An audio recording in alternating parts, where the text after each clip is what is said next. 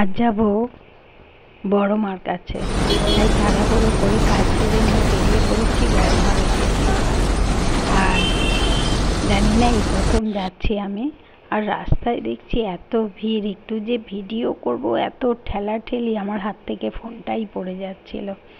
যাই হোক, বৌদির ছবি তুলে তুলে রেখেছে আর আমি কিছু তুলেছি, সেই ছবি দিয়েই আজকে কিন্তু এটা করলাম।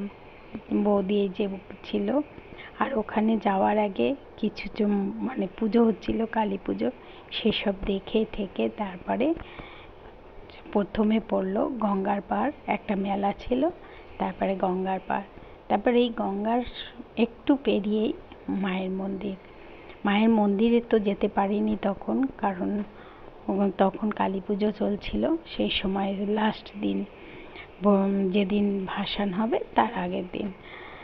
উফ, এত ভিড় এত ভিড়, ট্রেনে যেমন ভিড়, বাসে মানে সেইখানে তেমন ভিড়। কোনোভাবেই মোবাইল হাতে রাখছি ভিডিও করার জন্য, কিন্তু এত ঠেলাঠেলি, ব্যাস সরে মানে মানে এত বাজে হচ্ছে ভিডিও, কি বলবো।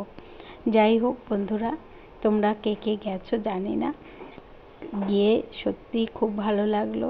আর সে কি বিশাল মূর্তি, আর মায়ের দর্শনের আগেও এরকম কালী মূর্তি অনেকগুলো থাকে, তারপরেও অনেকগুলো থাকে। আমি নামগুলো জানিনি, ভিড় এতই যে সেই নামগুলো নাকি এক একজনের এক একটা নাম আছে, সে নামগুলো আমার জানা হয়নি, কারণ আমি জাস্ট ছবিগুলো ফটাফট তুলেই বেরিয়ে আসতে পেরেছি। এত ভিড়, মনে হচ্ছে পদপিষ্ট হয়ে যাব, এতই ভিড়।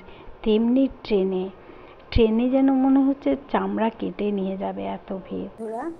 আজকের ব্লগ এই পর্যন্ত, আবার নতুন ব্লগে তোমাদের সঙ্গে দেখা হচ্ছে।